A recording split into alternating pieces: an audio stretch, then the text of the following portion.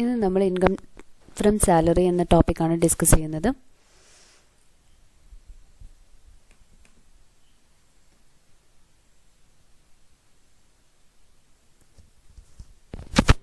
As per Section 14 of Income Tax Act, income is chargeable under 5 heads. First one, salaries, Section 15 to 17. Second one, income from house property, Section 20 to 27. Third one, income from business or profession, Section 28 to 44. Fourth one, capital gain, Section 45 to 55. Fifth one, income from other source. നമ്മൾ മുൻപ് discuss ചെയ്തിട്ടുണ്ട് income tax act അനുസരിച്ചിട്ട് ഇൻകത്തിനെ 5 heads ആയിട്ടാണ് classify ചെയ്യുന്നത് എന്നുള്ളത്. അതിൽ 5 heads ആണ് വരുന്നത്. ഈ 5 ഹെഡ്സിൽ വരുന്നതാണ് salary, house property, business or profession, capital gain, other source എന്നിങ്ങനെയുള്ളവ. അതിൽ സാലറി ഡീൽ ചെയ്യുന്നത് സെക്ഷൻ 15 to 17 വരെയാണ്. ഹൗസ് പ്രോപ്പർട്ടി സെക്ഷൻ 22 to 27 വരെ. സെക്ഷൻ 28 to 44 വരെ ബിസിനസ് ഓർ പ്രൊഫഷനാണ് ഡീൽ ചെയ്യുന്നത്.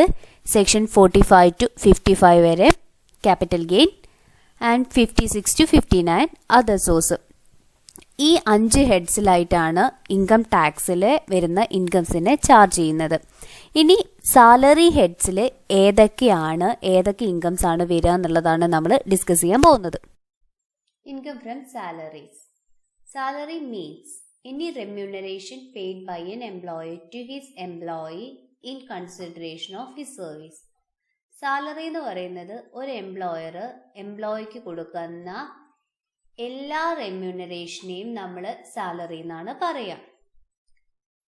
എംപ്ലോയിന്റെ സർവീസിന് റിട്ടേൺ ആയിട്ടാണ് എംപ്ലോയർ ഈ റെമ്യൂണറേഷൻ പ്രൊവൈഡ് ചെയ്യുന്നത്.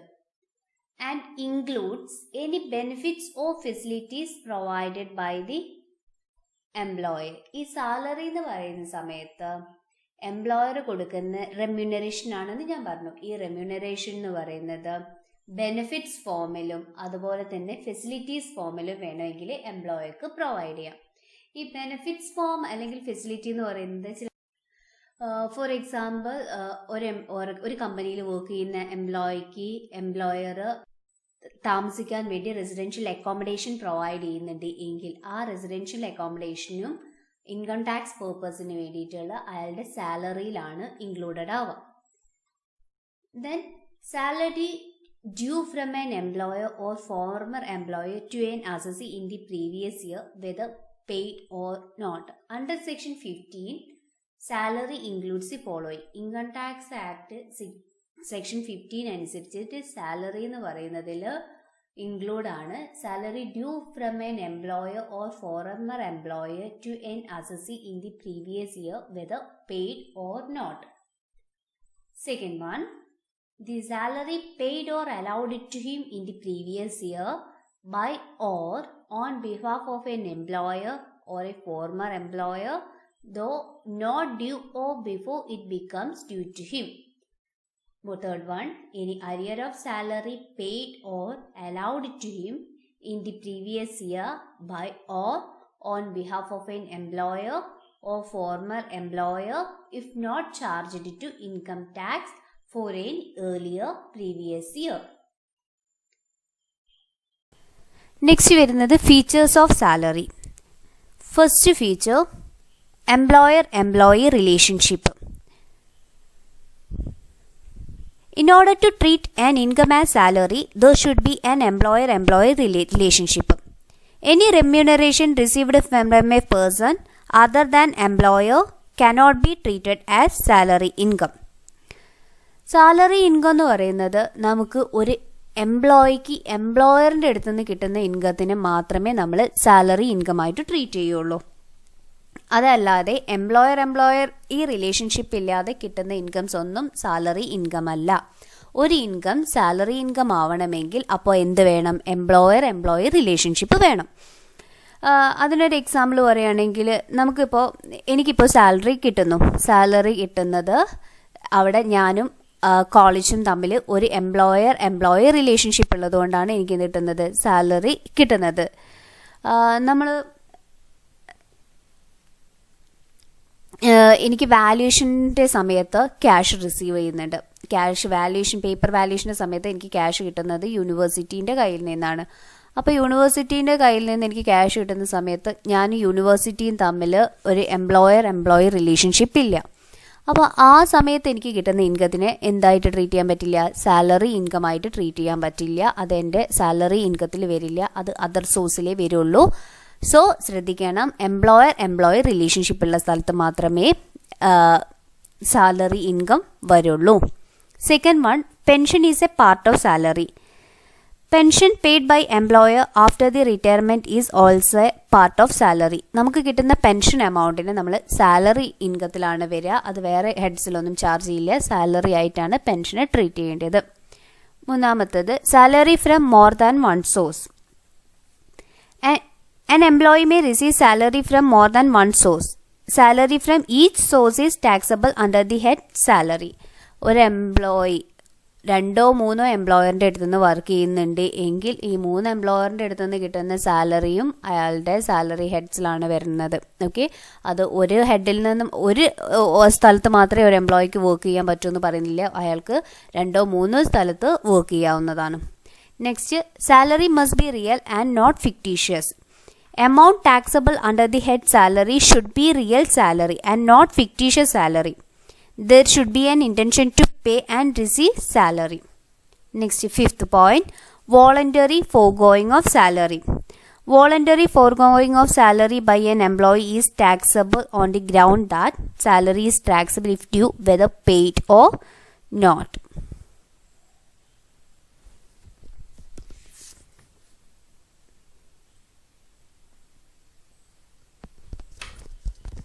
Next, basis of charge. Section 15. Salary is chargeable to tax either on due basis or receipt basis, whichever is earlier. Hence, taxable salary includes. അതായത് salary charge ചെയ്യുന്നത് due ബേസിസിലോ അല്ലെങ്കിൽ റിസിറ്റ് ബേസിസിലോ ആകാം. ഏതാണോ ആദ്യം വരുന്നത് അതിൻ്റെ ബേസിലാണ് സാലറി ചാർജ് ചെയ്യുന്നത്. ആദ്യം റിസീവ് ചെയ്യുന്നുണ്ടെങ്കിൽ നമ്മൾ റിസിറ്റ് ബേസിസിൽ, അല്ലെങ്കിൽ ആദ്യമാണ് ഡ്യൂ ചെയ്യുന്നതെങ്കിൽ ഡ്യൂ ബേസിസിൽ, ഏതാണോ അതിലേത് വേണമെങ്കിലും ആവാം. ഹെൻസ് ടാക്സബിൾ സാലറിയിൽ ഇൻക്ലൂഡ് ചെയ്തിട്ടുള്ള ഐറ്റത്തിനെ നമുക്ക് 3 ക്ലാസിഫൈ ചെയ്യാം. Advance salary, outstanding salary, arrear of salary. Advance salary ആണെങ്കിൽ റിസീറ്റ് ബേസിസിലാണ് നമ്മൾ ടാക്സിൽ ഇൻക്ലൂഡ് ചെയ്യുന്നത്. Salary paid in advance is taxable under the heads of salary in the year of receipt. എനിക്ക് അടുത്ത വർഷത്തെ സാലറി ഈ വർഷം ഞാൻ അഡ്വാൻസ് ആയി വാങ്ങുകയാണെങ്കിൽ ആ അഡ്വാൻസ് എമൗണ്ടിന് ഞാൻ ഈ വർഷം തന്നെ, അതായത് പ്രീവിയസ് ഇയറിലാണോ ഞാൻ അഡ്വാൻസ് ആയി വാങ്ങിയിട്ടുള്ളത് ആ പ്രീവിയസ് ഇയറിൽ തന്നെ ഞാൻ ടാക്സ് അടയ്ക്കേണ്ടി വരും. അപ്പം ഞാൻ ടാക്സ് കൊടുക്കുന്നത് റിസീറ്റ് ബേസിസിലാണ്. Clear? Such advance salary shall not be included again in the total income when the salary becomes due. പിന്നെ അത് ആക്ച്വലി റിസീവ് ചെയ്യുന്നത് എനിക്ക് അടുത്ത വർഷമാണ് ശരിക്കും സാലറി കിട്ടേണ്ടിയിരുന്നത്. ആ സമയത്ത് ഈ അഡ്വാൻസ് സാലറി നമ്മളുടെ സാലറി ഇൻകത്തിൽ കാണിക്കേണ്ട ആവശ്യമില്ല. കാരണം നമ്മൾ ഓൾറെഡി അത് റിസീവ് ചെയ്ത പ്രീവിയസ് ഇയറിൽ തന്നെ അതിന് ടാക്സ് കൊടുക്കുന്നുണ്ട്. നെക്സ്റ്റ് വരുന്നത് outstanding salary. Outstanding salary tax ചെയ്യുന്നത് ഡ്യൂ ബേസിസിലാണ്. Salary falling due is taxable under the head salaries in the year in which it falls due. Such salary shall not be included again in total income when it is received. ഒരു salary നമുക്ക് outstanding ആണ്. Outstanding എന്ന് പറഞ്ഞിട്ടുണ്ടെങ്കിൽ നമുക്ക് കിട്ടിയിട്ടില്ല, നമുക്ക് കിട്ടേണ്ട salary ആയിരുന്നു, അത് കിട്ടിയിട്ടില്ല. അങ്ങനെ കിട്ടാതിരിക്കുന്ന സാലറി നമ്മൾ ഏത് പ്രീവിയസ് ഇയറിലാണോ കിട്ടാത്തത് അതേ ഇയറിൽ നമ്മൾ ആ സാലറി ടാക്സ് കൊടുക്കാം. അങ്ങനെ കൊടുക്കുന്ന ടാക്സ് വീണ്ടും നമ്മൾ റിപ്പീറ്റ് ചെയ്തിട്ട് ആ സാലറി നമുക്ക് റിസീവ് ചെയ്യുന്ന സമയത്ത് പേ ചെയ്യേണ്ട ആവശ്യമില്ല. അതായത് നമുക്ക് ഔട്ട്സ്റ്റാൻഡിങ് സാലറി നമ്മൾ കിട്ടുന്നതിന് മുൻപ് തന്നെ ടാക്സ് പേ ചെയ്തിട്ടുണ്ട് എങ്കിൽ പിന്നെ അത് ആക്ച്വലി റിസീവ് ചെയ്യുന്ന ഇയറിൽ നമ്മൾ ആ സാലറിക്ക് ടാക്സ് കൊടുക്കേണ്ട ആവശ്യമില്ല. മൂന്നാമത് വരുന്നത് arrear of salary. Any increment in salary with retrospective effect which have not been taxed in the past. Such arrear will be taxed in the year in which it is allowed. Arrear of salary are taxable on receipt basis. Arrear of salary tax ചെയ്യുന്നത് ഏത് വർഷമാണോ നമുക്ക് receive ചെയ്യുന്നത് ആ വർഷത്തിൻ്റെ receipt ബേസിലാണ് salary tax ചെയ്യുന്നത്. ഇപ്പോൾ മൂന്നെണ്ണാണുള്ളത്: advance salary, outstanding salary and arrear of salary. Advance സാലറിയും അരിയർ ഓഫ് സാലറിയും റെസിപ്റ്റ് ബേസിലും ഔട്ട്സ്റ്റാൻഡിങ് സാലറി ഡ്യൂ ബേസിസിലുമാണ് നമ്മൾ ടാക്സ് കൊടുക്കേണ്ടത്. Clear?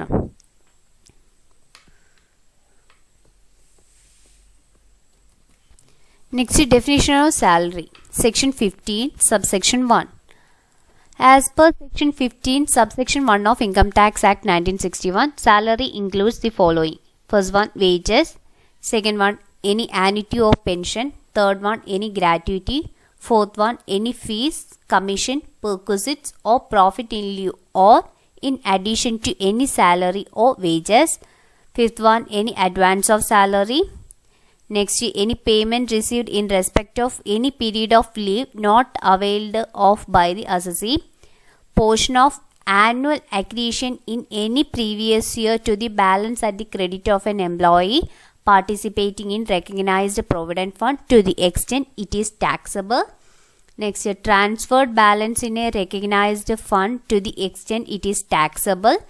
Contribution made by the employee in the previous year to the account of an employee under a pension scheme referred to in section 80 CCD. സാലറീനെ income tax act section 17 subsection 1 define ചെയ്തിട്ടുണ്ട്. ഈ സെക്ഷൻ്റെ ബേസിൽ salary എന്ന് പറയുന്നത് wages ആകാം, ഇനി annuity അല്ലെങ്കിൽ annuity ആയിട്ട് കിട്ടുന്ന ഫണ്ടോ അല്ലെങ്കിൽ പെൻഷൻ ഫണ്ടോ ആവാം. അതല്ല എങ്കിൽ എംപ്ലോയീസിന് റിട്ടയർമെൻറ്റ് ഫണ്ട് സമയത്ത് നമുക്ക് ഗ്രാറ്റുവിറ്റി കിട്ടുന്നുണ്ട്, ഈ ഗ്രാറ്റുവിറ്റി ആവാം. അല്ല ഫീസ് ആവാം. കമ്മീഷനായിട്ട് എംപ്ലോയിക്ക് എന്തെങ്കിലും എമൗണ്ട് എംപ്ലോയറിൻ്റെ അടുത്ത് നിന്ന് കിട്ടുന്നുണ്ടെങ്കിൽ അതിനെ സാലറി എന്ന് പറയാം. പെർക്വിസിറ്റ്സ് എന്ന് പറഞ്ഞാൽ ഫെസിലിറ്റീസ് ആണ്. എന്തെങ്കിലും ഫെസിലിറ്റീസ് ആയിട്ട് കിട്ടുന്നുണ്ട് എങ്കിൽ അല്ലെങ്കിൽ പ്രോഫിറ്റ് ഇൻ ലിയൂ ആണെങ്കിൽ ഇതിനൊക്കെ നമുക്ക് എന്തായിട്ട് പറയാം? സാലറി ആയിട്ട് പറയാം. അഡ്വാൻസ് ആയിട്ട് കിട്ടുന്ന എമൗണ്ടിനെ നമുക്ക് സാലറി ആയിട്ട് ട്രീറ്റ് ചെയ്യാം. എനി പേയ്മെൻറ്റ് നമ്മൾ എൻഗേജ്മെൻറ്റ് ഓഫ് ഏൺഡ് ലീവ് എടുക്കാതെ ഇത് വെച്ചിട്ടുണ്ടെങ്കിൽ നമുക്ക് ഏൺഡ് ലീവ് ഉണ്ട് എങ്കിൽ ആ ഏൺഡ് ലീവിന് കിട്ടുന്ന എമൗണ്ടിനെ നമുക്ക് സാലറി ആയിട്ട് ട്രീറ്റ് ചെയ്യാം. പിന്നെ പ്രൊവിഡൻറ്റ് ഫണ്ടിലെ ബാലൻസ് ഉണ്ട് എങ്കിൽ ആ ബാലൻസിനെ നമുക്ക് സാലറി ആയിട്ട് ട്രീറ്റ് ചെയ്യാം. പിന്നെ പെൻഷൻ സ്കീമിലേക്ക് എന്തെങ്കിലും എമൗണ്ട് കോൺട്രിബ്യൂട്ട് ചെയ്തിട്ടുണ്ട് എങ്കിൽ എംപ്ലോയർ കോൺട്രിബ്യൂട്ട് ചെയ്തിട്ടുണ്ട് എങ്കിൽ ആ എമൗണ്ടിനെ നമുക്ക് സാലറി ആയിട്ട് ട്രീറ്റ് ചെയ്യാം. അതിൻ്റെ ഡീറ്റെയിൽ എക്സ്പ്ലനേഷൻ നമ്മൾ ഓരോന്നായിട്ട് പഠിക്കും.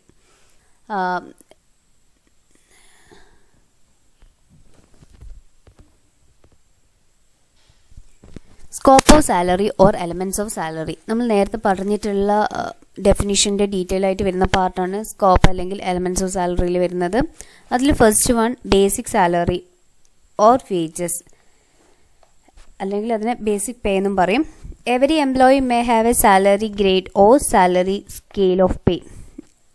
എല്ലാ എംപ്ലോയീസിനും ഒരു സാലറി ഗ്രേഡ് അല്ലെങ്കിൽ സാലറി പേ സ്കെയിൽ ഉണ്ടാവും. For example, if A person is appointed as an accountant in the grade of ₹8,000, iPhone 200, iPhone 9,000, iPhone 400, iPhone 11,000 അങ്ങനെയുള്ള ഒരു സ്കെയിലാണ് അയാൾ ഒരു എംപ്ലോയിനെ അപ്പോയിൻറ്റ് ചെയ്യുന്നത് എങ്കിൽ it's basic pay on appointment is ₹8,000 and is eligible for an annual increment of 200 per month in the basic pay reaches ₹9,000. Then annual increment will be ₹400 per month till the pay reaches ₹11,000. അതായത് ഈ കേസിൽ നമ്മളൊരു എംപ്ലോയീനെ ഒരു accountant ആയിട്ട് എങ്ങനെ appoint ചെയ്തിട്ടുണ്ടെങ്കിൽ അയാളുടെ payment scale വരുന്നത് 8,200, ദെൻ 9,400, 11,000 ഇങ്ങനെ വെച്ചിട്ടായിരിക്കും. അങ്ങനെ വരുന്ന സമയത്ത് അയാൾ അപ്പോയിൻറ്റ് ചെയ്യുന്ന സമയത്ത് അയാൾക്ക് കിട്ടുന്ന റെമ്യൂണറേഷൻ എന്ന് പറയുന്നത് 8,000 ആണ്. അതുപോലെ തന്നെ അയാൾക്ക് 8,000 ഹൈഫൺ ഞാൻ പറഞ്ഞിരുന്നു. ഹൈഫൺ നിങ്ങൾ എഴുതുന്ന സമയത്ത് അത് മനസ്സിലാവും, കുറച്ചുകൂടി ക്ലിയർ ആവും. 8,200 ആവും. ഒരു വർഷം കഴിയുന്ന സമയത്ത് അയാളുടെ 8,200 കിട്ടാൻ എലിജിബിൾ ആവും. ദെൻ ആ വർഷം കംപ്ലീറ്റ് അയാൾ 8,200 റുപ്പീസിനാണ് വർക്ക് ചെയ്യുന്നത്. അവിടെ അയാളുടെ ഇൻക്രിമെൻറ്റ് 8,200 ആണ്. ദെൻ നെക്സ്റ്റ് ഇയർ ആവുന്ന സമയത്ത് അയാളുടെ ഇൻക്രിമെൻറ്റ് 8,400 ആവും. ദെൻ അടുത്ത ഇയർ ആവുന്ന സമയത്ത് അയാളുടെ സാലറി 8,600 ആവും. അങ്ങനെ 9,000 റീച്ച് ചെയ്യുന്നത് വരെ അയാൾക്ക് ഓരോ വർഷവും 200 രൂപ വെച്ചിട്ടായിരിക്കും ഇൻക്രിമെൻ്റ് ഉണ്ടാവുക. 9,000 എത്തിക്കഴിഞ്ഞിട്ടുണ്ടെങ്കിൽ ആ ഇൻക്രിമെൻറ്റ് 400 ആയിട്ട് മാറും. അങ്ങനെ 11,000 വരുന്നത് വരെ ആ ഇൻക്രിമെൻറ്റ് 400 വെച്ചിട്ടാണ് അസസിൻ്റെത് ഇൻക്രീസ് ചെയ്യുന്നത്. ഇങ്ങനെയാണ് ബേസിക് പേയിൽ ഇൻക്രിമെൻറ്റ് കൂടുന്നത്. നെക്സ്റ്റ് വരുന്നത് അഡ്വാൻസ് പേ. അഡ്വാൻസ് പേ നമ്മൾ നേരത്തെ തന്നെ പറഞ്ഞു, any salary received in advance is also a part of salary. Next third one, arrear of salary. Any salary received which relate to some earlier year is treated as a part of salary taxable in the year in which it is received. Fourth one, bonus. Any bonus received from the employer during the previous year is part of salary. അതായത് എന്തെങ്കിലും bonus എംപ്ലോയറിൻ്റെ അടുത്ത് നിന്ന് എംപ്ലോയിക്ക് previous ഇയറിൽ receive ചെയ്തിട്ടുണ്ട് എങ്കിൽ ആ ബോണസിനെ നമുക്ക് എന്തായിട്ട് ട്രീറ്റ് ചെയ്യാം? സാലറി ആയിട്ട് ട്രീറ്റ് ചെയ്യാം. അത് സാലറി ആണ്, സാലറി ആയിട്ട് ട്രീറ്റ് ചെയ്യാം എന്നല്ല, അത് സാലറി ആണ്. ദെൻ നെക്സ്റ്റ് ബോണസ് എന്ന് പറഞ്ഞാൽ any bonus received from the employer during the previous year is part of salary. എംപ്ലോയർക്ക് ബോണസ് ആയിട്ട് എന്തെങ്കിലും എമൗണ്ട് പ്രീവിയസ് ഇയറിൽ റിസീവ് ചെയ്തിട്ടുണ്ടെങ്കിൽ അത് സാലറീൻ്റെ പാർട്ടായിട്ട് ഇൻകം ടാക്സിൽ എടുക്കണം. Next commission. കമ്മീഷൻ എംപ്ലോയറിൻ്റെ അടുത്ത് നിന്ന് എംപ്ലോയിക്ക് റിസീവ് ചെയ്യുന്നുണ്ട് എങ്കിൽ ആ കമ്മീഷൻ സാലറീൻ്റെ പാർട്ടാണ്. Next allowances. Allowances is a fixed amount of money paid regularly by the employer in addition to basic salary in order to meet some personal and official expenses of employee. Allowances എന്ന് പറഞ്ഞു കഴിഞ്ഞിട്ടുണ്ടെങ്കിൽ employer fixed ആയിട്ട് എംപ്ലോയിക്ക് കൊടുക്കുന്ന ഒരു എമൗണ്ടാണ്. Basic സാലറീൻ്റെ കൂടെ additional ആയിട്ട് കൊടുക്കുന്ന എമൗണ്ടിനെയാണ് നമ്മൾ എന്തെന്ന് പറയുന്നത്? അലവൻസസ്. നിങ്ങൾക്ക് കുറേ പരിചയമുള്ള അലവൻസുകളാണ് ഡിയർനെസ് അലവൻസ്, DA ഒക്കെ നിങ്ങൾക്ക് കേട്ട് പരിചയമുണ്ടാവും. ഇങ്ങനെയുള്ള അലവൻസുകളൊക്കെ എംപ്ലോയർ സാലറി കൂടാതെ അഡീഷണൽ ആയിട്ട് കൊടുക്കുന്നതാണ്. ഈ അലവൻസുകളൊക്കെ സാലറി ആയിട്ടാണ് നമ്മൾ ഇൻകം ടാക്സിലെടുക്കുക. അങ്ങനെ കിട്ടുന്ന എമൗണ്ട് ബേസിക് പേൻ്റെ കൂടെ ആ എമൗണ്ട് കൂടി നമ്മൾ ആഡ് ചെയ്യും ഇൻകം ടാക്സ് കാൽക്കുലേഷന് വേണ്ടിയിട്ട്. അലവൻസിനെ നമ്മൾ മൂന്നായിട്ട് ക്ലാസിഫൈ ചെയ്യുന്നുണ്ട്. Fully taxable allowance, allowances except up to specified limit, fully excepted allowance എന്ന് പറഞ്ഞിട്ട്. ഇതിൻ്റെ ഡീറ്റെയിൽ ആയിട്ടുള്ളത് നമ്മൾ ഓരോ അലവൻസുകളുടെ ഹെഡായിട്ട് പഠിക്കാനുണ്ട്, നമുക്കത് പഠിക്കാം. നെക്സ്റ്റ് വരുന്നത് പ്രൊവിഡൻറ്റ് ഫണ്ട്. പ്രൊവിഡൻറ്റ് ഫണ്ടും സാലറീൻ്റെ ഒരു പാർട്ടാണ് നമുക്ക് പഠിക്കേണ്ടത്. പെർക്വിസിറ്റ്സ് എന്ന് പറഞ്ഞാൽ എന്തെങ്കിലും ഫെസിലിറ്റീസ് എംപ്ലോയർ അഡീഷണൽ ആയിട്ട് പ്രൊവൈഡ് ചെയ്യുന്നുണ്ടെങ്കിൽ അത് സാലറിയാണ്. പെൻഷൻ സാലറിയാണ്. അതുപോലെ തന്നെ ആനിറ്റിയും സാലറി എന്ന് പറഞ്ഞ ഹെഡിലാണ് വരിക. ഇതെല്ലാം കൂടി ഇൻകം ഫ്രം സാലറിയിൽ വരുന്നതാണ്. ഇതിൻ്റെ എല്ലാം ടോട്ടൽ ഇൻകമാണ് നമ്മൾ സാലറി ഹെഡിൻ്റെ ടോട്ടലായിട്ട് എടുക്കേണ്ടത്.